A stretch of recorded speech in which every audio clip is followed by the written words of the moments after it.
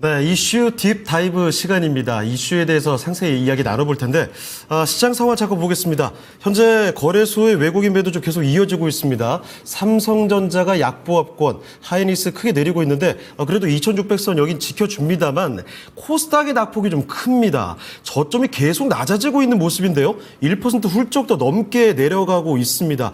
코스닥 한 주 마지막 거래를 참 어렵게 풀어가고 있는 모습인데 이런 시장 속에서 우리가 어떤 이슈들과 함께 시작을 바라봐야 될지 중요한 내용들을 알아보도록 하겠습니다. 자, 오늘의 이슈 딥다이브 윤여빈 이사 그리고 루크투자연구소의 임순재 대표와 함께하도록 하겠습니다. 네, 두 분 어서 오십시오. 안녕하십니까? 안녕하십니까? 네, 자, 첫 번째 이슈부터 공개해 주실까요? 자, 첫 번째 이슈입니다. 이 한미약품의 시세 분출이 시작됐는가? 이 한미 반도체는 급락인데요. 한미약품이 오늘 대단합니다. 장 초반에 저는 오늘 뭐 신고가 쓰나 싶었는데 윗꼬리를 달기는 합니다만 여전히 강세를 보이고 있죠. 먼저 그 임순재 대표님부터 한미약품에 대한 이야기 자세히 좀 전해 주실까요? 네, 뭐 한미약품이 오늘 뭐 강한 그런 이제 시세를 보이고 있는데 뭐 한미약품뿐만 아니라 모회사의 이제 한미사이언스 지금 주가가 강한 그런 모습을 보이고 있습니다. 뭐 오늘 같은 경우는 뭐 비만 치료제 이런 뭐 그런 거 내용보다는 경영권 분쟁에 대한 재개 우려감으로 인해서 시세가 나오고 있는 거 아닌가라는 생각을 해보고 있습니다. 현재 모녀와 그다음에 형제 간의 경영권 분쟁 계속 좀 이어지고 있는 그런 상황이다라고 보시면 될 것 같고요. 현재 뭐 모녀 측에서 한미사이언스에 대한 이제 임시 주총을 10월 28일 날 열라라고 이제 요청을 했고 이제 임시 주총을 하기로 이제 확정이 되었습니다. 그리고 이에 맞춰서 형제 측 같은 경우는 이제 한미약품에 대한 임시 주총을 이제 요구를 하는 그런 상황이다라고 보시면 되는데요. 이렇게 된 이유는 지금 한미사이언스 같은 경우에는 지금 형제 측에서 지금 경영권을 갖고 있고요. 그다음에 한미약품 쪽은 지금 모녀 측에서 경영권을 갖고 있기 때문에 어떻게 보면 모회사와 자회사 간의 주체가 지금 운영하고 있는 주체가 달라서 그런 문제가 좀 시장에서 부각이 되고 있는 거 아닌가 싶습니다. 그리고 이와 관련된 이제 임시 주총과 관련된 뭐 여러 가지 이제 법률적인 그런 이슈가 여전히 남아 있는 상황이기 때문에 그 부분이 해소되기 전까지는 이와 같은 상황이 좀 더 이어질 가능성은 좀 충분히 있다라고 생각이 되고 있고요. 뭐 한미약품 개별적으로만 본다라고 하게 되면 한미약품의 3분기 실적은 아마 시장 예상치는 이제 지난 분기보다는 조금 작년보다는 좀 부진할 걸로 예상을 좀 하고 있는 그런 상황입니다. 뭐 매출 같은 경우는 한 3% 증가한 3,700억, 한 60억 정도가 될 걸로 예상은 하고 있지만 영업이익 같은 경우는 8.3% 하락한 526억 정도를 좀 예상을 하고 있다라고 보시면 될 것 같고요. 특히 이제 국내 의료사태 그 공백이 장기화된다라는 측면과 더불어서 북경 한미약품의 영업 부진 여파로 인해서 이런 실적 부진세가 좀 이어질 가능성은 있다라고 생각을 하고 있습니다.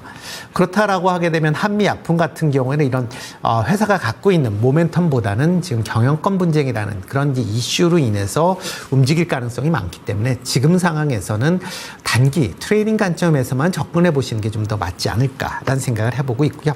뭐 지금 경영권 분쟁이 아마 11월 하순 정도가 돼야 아마 끝날 걸로 예상이 되고 있기 때문에 그 이후에 아마 관심을 가지실 필요가 있지 않을까 싶습니다.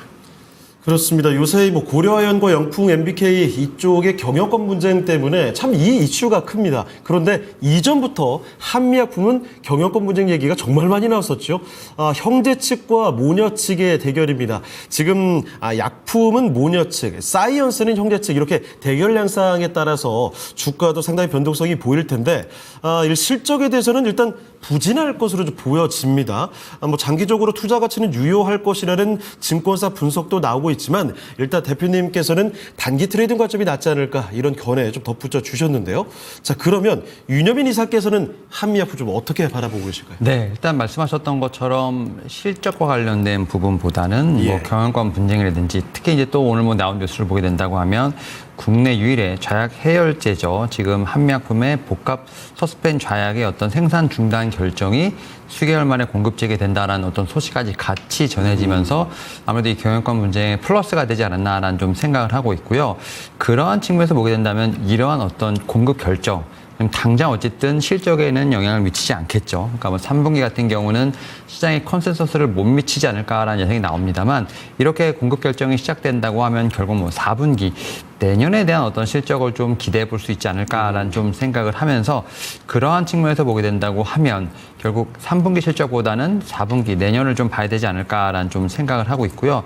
여기에 더해서 지금 말씀하셨던 것처럼 여러 가지 지금 경영권 분쟁이 있는 상황, 특히 이제 우리나라 같은 경우는 좀 경영권에 관련된 키워드들이 좀 돌았지 않습니까? 네. 말씀하셨던 것처럼 고려아연뿐만 아니라 뭐 TA항공, 여기에 또 이제 한미약품까지 이러다 보니까 이런 부분들에 있어서 좀 주가에 좀 반등이 나오지 않나라고 좀 생각을 하고 있는데 결국 이제 이러한 부분들 같은 경우는 해결이 된다고 하면 제로 소멸로 봐야 되지 않을까라는 좀 생각을 하고 있고 최근에 보게 되면 제약발 섹터에서 상당히 좀 수급이 돌아가면서 순환매가 좀 돌고 있는 상황이기 때문에 이런 좀 일시적인 이슈보다는 오히려 숫자라든지 혹은 뭐 이제 뭐 기술 수출에 대한 모멘텀이 있는 제약발 섹터로 눈을 돌리는 게 어떨까라는 좀 생각을 하고 있습니다. 뭐 그런 측면에서 보게 된다고 하면 한미약품의 오늘 반등 같은 경우는 어떻게 보면 약간 테마성 혹은 이제 어떻게 보면 이 공급지에 관련된 부분에서 다시 한번 뭐 실적에 대한 부분을 기대할 수 있는 어떤 그러한 재료로서 봐야 되지 않을까라는 좀 생각을 하고 있고 예. 다만 이제 한미사이언스까지 같이 올라가는 걸 보면 결국 이제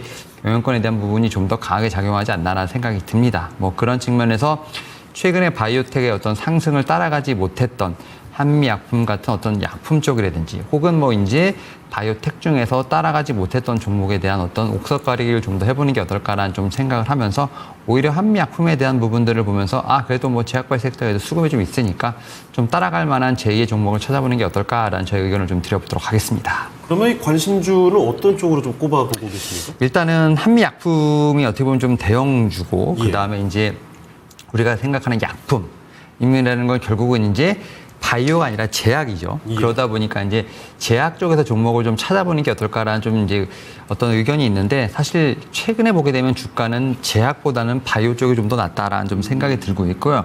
그런 측면에서 안 갔던 종목들을 좀 찾아보게 된다고 하면 저는 뭐 셀트리온 정도가 그나마 좀 낫지 않을까라는 좀 생각은 하고 있습니다. 특히 뭐 셀트리온 같은 경우는 거의 지금 21만 원대 박스권에 갇혀서 지금 움직이는 상황. 오늘 같은 경우는 약간 좀 박스권 하단을 좀 터치한 부분이기 때문에 오히려 제가 볼 때는 밸류에이션 측면에서 볼 때 오히려 좀 매력적인 구간으로 좀 들어가지 않나라는 좀 생각이 들고 있고 특히 이제 3분기 실적 시즌 여기에 더해서 뭐 생물보험과 관련된 부분에서 좀 이슈가 있는 종목들이기 때문에 오히려 이런 종목을 지금 상황에서 차분히 모아가는 것이 좀 더 효과적인 전략이 아닐까라고 좀 말씀드려보도록 하겠습니다. 네. 자, 이렇게 윤여민 이사의 한미약품에 대한 관점도 들어봤습니다. 일단 뭐 실적은요, 3분기보다는 4분기나 내년으로 초점을 두는 게 좋을 것 같습니다. 게다가 요즘에 뭐 너무 뜨거운 게 경영권 분쟁 말씀을 또 해주셨지만 고려아연과 티웨이홀딩스 이런 이슈들이 너무 핫했습니다. 그런데 이 오늘 보면 이런 이슈도 꺼지는 듯한 분위기가 나타나고 있거든요. 자, 그래서 일시적인 이런 이슈보다는 숫자에 아니면 뭐 기술 수출 관련이라든지 눈에 띌 만한 이런 호재로 그런 제약 바이오로 눈을 돌리자는 이야기를 전해주셨고요. 그런 측면에서는 셀트리온 같은 종목을 모아가는 게 낫지 않을까라는 판단도 함께 내려주셨습니다. 자, 그러면 이번에는 두 번째 이슈 한번 확인해 보도록 하겠습니다. 두 번째 이슈 띄워주시죠. 자, 두 번째 이슈입니다. 두산그룹주 주주환원 기대감입니다. 이복현 원장의 이야기가 두산그룹에 직접적으로 나오게 되면서 오늘 그룹주들의 움직임이 좋습니다. 밥캣과 로보틱스 이런 종목들이 뭐 잘 움직여주고 있는데 자 먼저 임순재 대표님 두산그룹주에 대한 이야기 좀 어떻게 전해주실까요? 일단 뭐 두산그룹 같은 경우는 뭐 지난 7월 달에 이제 계열사 간 이제 이전 합병과 관련된 그런 이슈가 좀 시장에 좀 불거졌다라고 보시면 될 것 같고요. 그런 이전 이제 합병 관련돼서 과연 이게 주주한테 좋은 것이냐라고 하면 지배주주 입장에서 보면 상당히 좀 긍정적이고 소액주주 입장에서는 상당히 불합리하다라는 그런 이제 의견들이 상당히 좀 많이 있으면서 뭐 시장 내 반발도 상당히 좀 컸었던 게 사실입니다. 뭐 이런 개별 이제 소액주주들의 이제 불만 사항으로 인해서 어떻게 보면 금감원에서 이런 합병과 관련된 증권거래 신고서에 반려가 그러니까 수정을 요구하면서 계속 반려가 좀 이루어진 그런 상황이었다라고 보시면 될 것 같습니다. 뭐 이런 와중에 이제 어저께 이제 국감장에서 이제 이복현 이제 금감원장이 뭐 이거와 관련된 얘기가 좀 있었습니다. 뭐 주주 관련된 직접적으로 뭐 그룹에 대한 그런 얘기를 한다라기보다는 시장 내에서 원하는 그런 이제 형태의 합병 이전이 필요하지 않겠느냐라는 그런 이제 취지의 발언을 했고요.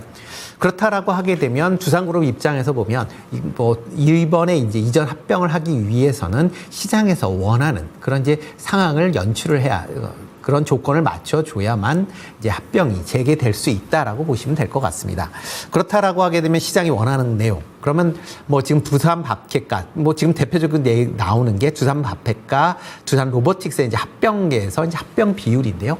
그렇다라고 하게 되면 뭐 큰 수익을 나고 있는 두산 밥캣과 그다음에 수익이 나고 있지 않는 로보틱스 간의 이제 합병 비율이 상당 부분 이제 두산 밥캣에 유리한 그런 구조로 바뀌게 될 겁니다. 만약 이렇게 바뀌게 되면 기존에 이제 주가로만 이제 평가됐던 거와는 전혀 다른 합병 비율이 나올 거고요. 그렇게 된다라고 하게 되면 두산 로보틱스의 대주주로 있는 뭐 두산 같은 경우에는 상대적으로 지분율이 큰 폭으로 하락을 할 가능성은 있다라고 생각을 하고 있습니다. 그러면 두산이 처음에 생각했었던 지배구조와는 전혀 다른 모습이 될 가능성은 있고 과연 그런 형태로 두산이 이런 이전 합병을 진행을 계속할 수 있겠느냐. 거기엔 조금 퀘스천이다라고 보시면 될 것 같습니다. 그러면 뭐 이번에 관련돼서 뭐 합병이 다시 이제 무산이 될 가능성도 여전히 남아있는 그런 상황이다라고 보여지고요. 뭐 이런 상황이 지속이 된다라고 하게 되면 뭐 두산 이제 그룹 내에 여러 가지 이제 회사들 간의 희비가 좀 갈릴 가능성은 충분히 있다라고 보여집니다. 뭐 대표적으로 이제 두산 로보틱스 같은 경우에는 현재 뭐 계속 투자를 해야 되는데 자금가 계속 지금 적자가 이어지면서 자금을 이제 끌어오기가 생각보다 쉽지 않아질 가능성은 있고요. 그러다 보면 향후 성장성에 대한 우려가 커질 수밖에 없는 게 사실입니다. 이에 비해서는 두산 밥캣이나 두산 에너빌리티 같은 경우에는 두산 밥캣 같은 경우는 뭐 계속 북미 지역 중심으로 해서 영업이익이 계속 발생을 하고 있고요. 이런 영업이익 때문에 두산 에너빌리티의 실적도 상당히 좀 개선되고 있는 측면이 분명히 있습니다.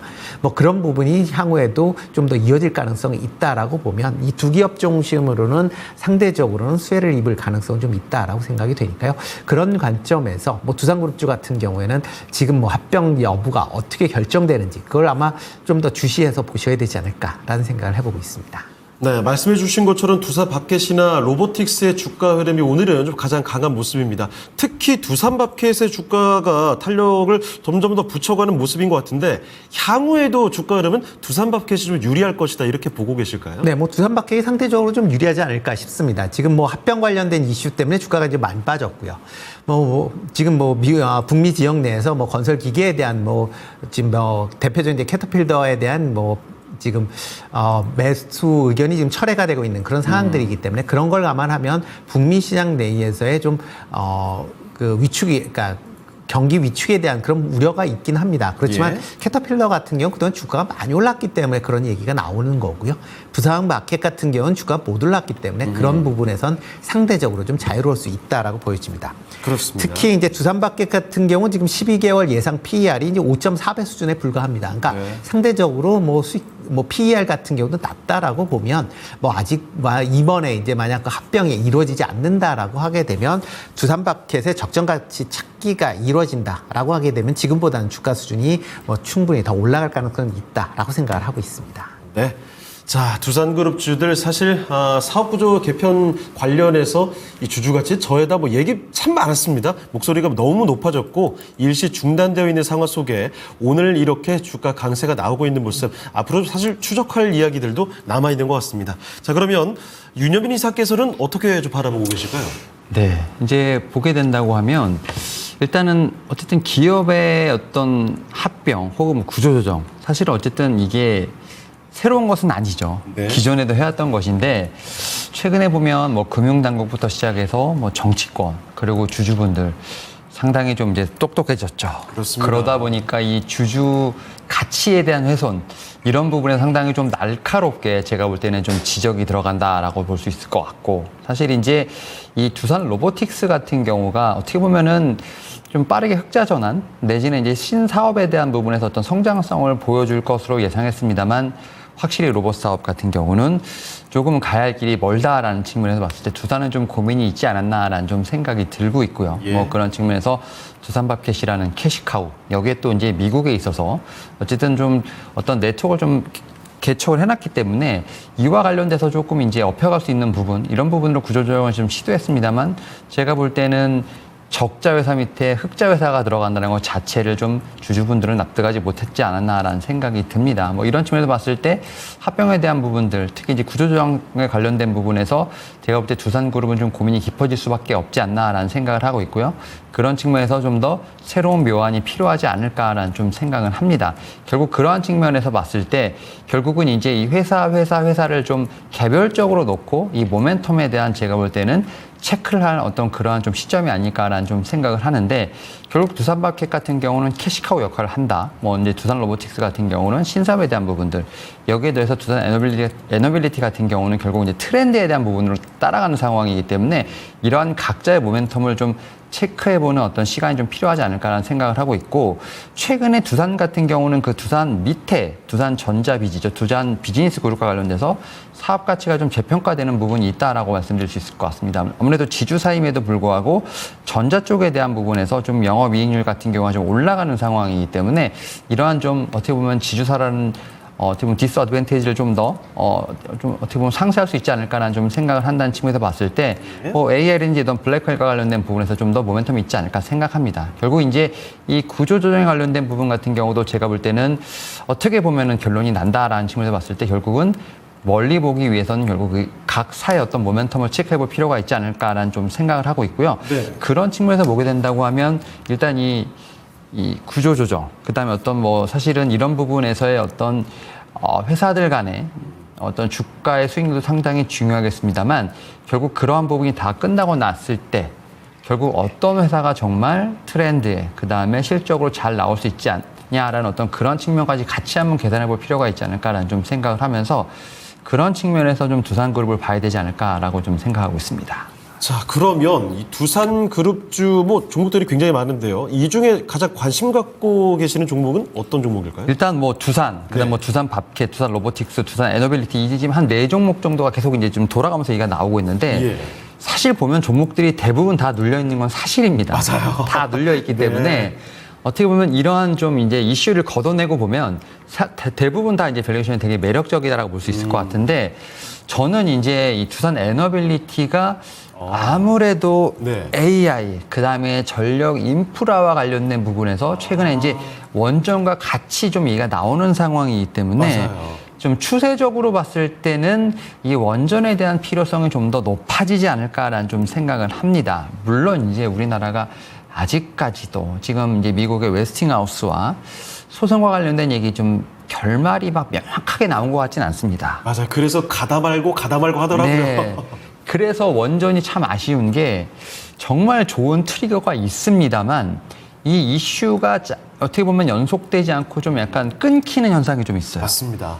그래서 이제 종목들 같은 경우가 가다 서다 이런 좀 모습이 좀 나오는데 다만 이제 최근에 아마존부터 시작해서 구글 같은 이제 빅테크들이 SMR과 관련된 부분에서 상당히 좀 강한 드라이브를 걸고 있다. 그래서 전력 인프라, 그러니까 사실 뭐 신재생 쪽 전력 인프라, 그 다음에 이제 원전까지 계속 이 AI 데이터와 관련된 부분에서 좀 어떻게 보면 트렌드가 좀 옮겨가는 상황이기 때문에 그러한 측면에서 SMR에 대한 어떤 전력 공급 계약 이런 부분에서 좀 더 기대해 볼 수 있는 부분이 좀 두산 에너빌리티가 아닐까 생각하면서 일단은 좀 이렇게 좀 그룹주의 어떤 구조조정도 좀 상당히 신경을 써야겠습니다만 그 이외에 각 종목마다 좀 개별적인 모멘텀을 봤을 때는 오히려 두산 에너빌리티가 좀 더 이 트렌드에 좀 편승하는 그런 종목이 아닐까라는 좀 생각을 하고 있습니다. 네. 자, 두산그룹주에 대한 이야기도 전해드렸습니다. 사실 오늘 주목받는 건 두산 밥켓 그리고 로보틱스로 볼 수 있을 텐데 윤여민 이사께서는 에너빌리티에 대해서 초점을 좀 맞춰주셨네요. 참고해 보시고요. 자, 그러면 세 번째 이슈로도 넘어가 보겠습니다. 오늘 세 번째 이슈 띄워주시죠. 자, 세 번째 이슈 이렇습니다. 다시 꿈틀대는 진단키트주.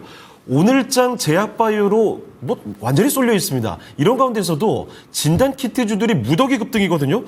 지금 미코바이오메드 그리고 뭐 랩지노믹스, 진매트릭스, 수젠텍 다 다 급등입니다. 자, 이렇게 진단 키트가 다시 꿈틀대니까 얼마 전에 주가 뭐 폭등이 나왔던 그 시기가 또 다시 떠오르게 됩니다. 자, 그러면 이 움직임을 어떻게 읽어봐야 되는지 알아보도록 하겠습니다.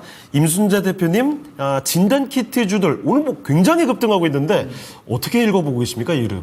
이건 뭐 그냥 테마성으로 움직인다라고 보시는 게 좀 더 맞지 않을까 싶습니다. 지금 뭐 WHO에서 최근에 이제 보고서가 나왔는데 제2의 팬데믹에 대한 이제 뭐 그런 우려가 이제 여전히 있다라는 그런 내용을 이제 나왔던 거고요. 그 내용을 본다라고 하게 되면 뭐 국제 보건 비상사태를 선포하게 된 이제 엠폭스, 그 다음에 최근 이제 르완다에서 이제 나온 이제 열병인 이제 마르부르크병. 뭐 이거 같은 경우는 뭐 걸리면 치사율이 이제 88%라고 나오는 이제 그런 얘기가 나오고 있는 거고요.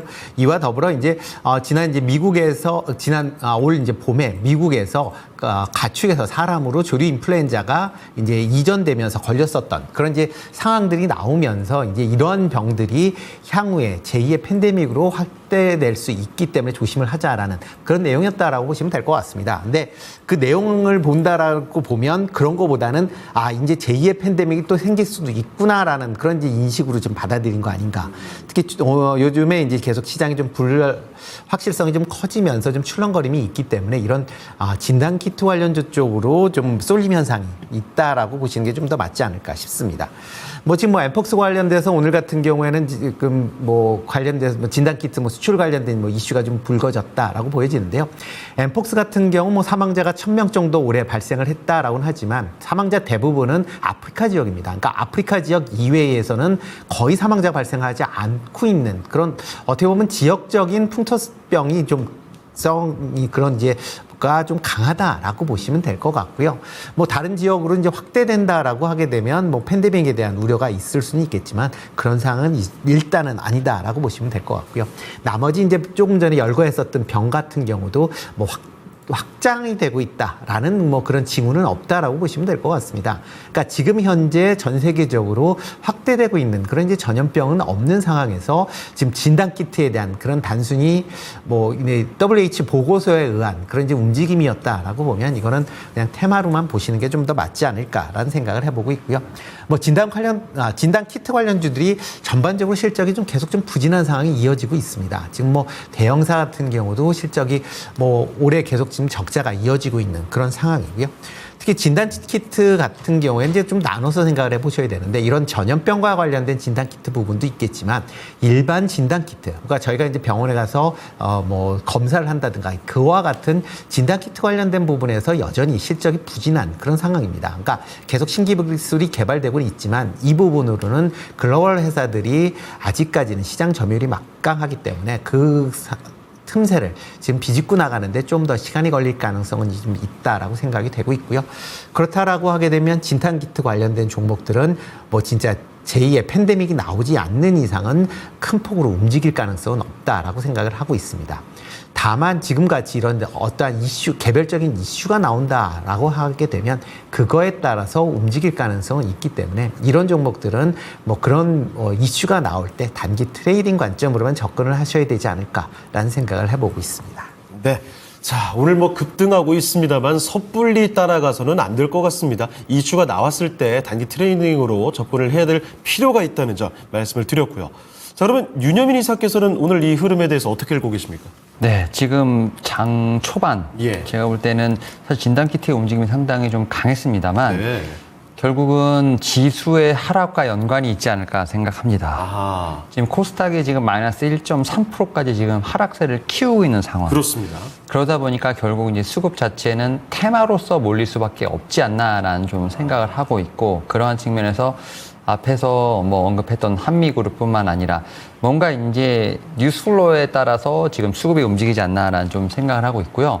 뭐 앞에서 대표님 말씀하셨습니다만 뭐 진단키트와 관련된 종목들 같은 경우는 어떻게 보면 실적보다는 이런 좀 테마성 뉴스에 좀 더 움직임이 좀 강하게 나오고 있지 않나라는 좀 생각을 합니다. 뭐 근데 제가 볼 때 이러한 좀 흐름을 보면서 느낀 건 뭐냐면 진단키트도 어쨌든 뭐 넓게 보면 뭐 제약바이오, 그다음에 헬스케어 쪽으로 보게 된다고 하면 여전히 수급 자체는 테마로 몰립니다만 제약바 섹터 안에서 좀 돌고 있다라는 제가 볼 때는 좀 긍정적인 해석도 가능하지 않을까라는 생각합니다. 특히 뭐 한미약품뿐만 아니라 결국 그러한 측면에서 보게 된다고 하면 섹터 내 순환매 측면에서 봤을 때 과연 이제 다시 지수가 올라올 때, 반등할 때 이 테마에 몰렸던 이런 수급들이 과연 어디로 갈 것이냐, 섹터 바깥으로 갈 거냐, 섹터 내에서 돌 것이냐, 좀 이러한 좀 생각을 좀 해봐야 되지 않을까라는 좀 생각을 하고 있고, 여전히 반도체 2차 전지가 좀 힘을 못 쓰는 상황에서 결국은 제약바이오 섹터, 좀 섹터 내에서 제가 볼 때 수급이 돌지 않을까라는 좀 생각은 합니다. 특히 그러고 이제 뭐 이런 지금 팬데믹, 뭐 엠폭스 관련된 얘기도 합니다만 특히 이제 이런 거와 관련돼서 우리나라에서는 거의 지금 영향이 없는 상황이죠. 맞아요. 그런 상황이다 보니까 결국 이제 외부의 이슈로서 그냥 어떻게 보면 잠깐 반짝하는 상황이기 때문에 그런 측면에서 저는 섹터 내 수급을 좀 체크해 본다면 결국 올라올 때 일반 섹터 중에서 다음 타자가 누가 될 것인가에 대한 어떤 그런 고민을 하게 된다면 오히려 지금 상황이 그런 종목들을 매수할 수 있는 좋은 타이밍이 아닐까라는 좀 생각을 하면서 기존의 진단키트 관련된 종목들을 보유하신 분들 같은 경우는 오히려 지금 이제 비중을 좀 조절하시는 그래서 좀 나오시는 전략을 쓰시는 게 맞지 않을까 생각하고 없으신 분들 같은 경우는 오히려 다음 타자를 찾는 그러한 전략이 필요하지 않을까라고 좀 말씀드려보도록 하겠습니다. 자, 그럼 그 다음 타자 후보로는 어떤 종목 좀 바라볼 수 있겠습니까? 네, 최근에 이제 바이오텍 중에서 플랫폼 관련된 종목들, 예. 뭐 알테오젠이든지 레고캠바이오, 에이비엘 바이오 같은 종목들이 워낙 좀 시세를 냈기 때문에 좋았죠. 네, 그래서 티어 2라고 볼 수 있는 다음 어떤 타자를 찾는 어떤 그런 작업이 필요하지 않을까라는 생각을 하고 있고 그런 측면에서 저는 뭐 이제 큐로셀, 이제 카티 치료제와 관련된 종목들 같은 경우가 저는 다음 타자가 되지 않을까라는 좀 생각을 합니다. 특히 뭐 카티 치료제 같은 경우는 어떤 꿈의 치료제라고 불리는데 네. 이제 한 번의 투약만으로 좀 완치할 수 있는 꿈의 항암제라고 불리고 있고 이런 것들이 좀 혈액암 쪽에서 상당히 좀 각광을 받고 있지 않나라 생각합니다. 특히 큐로셀 같은 경우가 카티 치료제 상당히 좀 국산화에 힘을 쓰고 있는 상황이라고 좀 말씀드릴 수 있을 것 같고 지금 차트를 보시면 아시겠습니다만 거의 뭐 박스권에서 계속 횡보를 하고 있는 상황. 네. 그러니까 자리도 상당히 좀 안전하다라는 측면에서 봤을 때 오히려 이제 플랫폼이 좀 1티어로 출발했고 티어 2로서 볼 수 있는 게 이제 일반 섹터 중에서는 카티 치료제 관련된 부분이 아닐까 생각하면서 오히려 진단 키트보다는 이런 종목들에 대한 관심이 필요하지 않을까라고 말씀드려보도록 하겠습니다. 네. 자, 오늘 장 갑작스럽게 또 급등세를 보이는 진단 키트까지 해서 이야기를 쭉 들어봤습니다. 함께 해주신 두 분께는 여기서 인사드리도록 하죠. 네, 두 분 오늘 말씀 고맙습니다. 자, 이슈 딥다이브였습니다. 이어서 주식을 바라보는 거인의 시선으로 오늘장 오전장을 좀 복기해 보도록 하겠고요. 자, 그리고 오후장의 전략까지 어떻게 할지 보도록 하겠습니다. 오늘의 거인의 시선은 토마토 투자클럽 최병원 전문가와 함께 하도록 하겠습니다.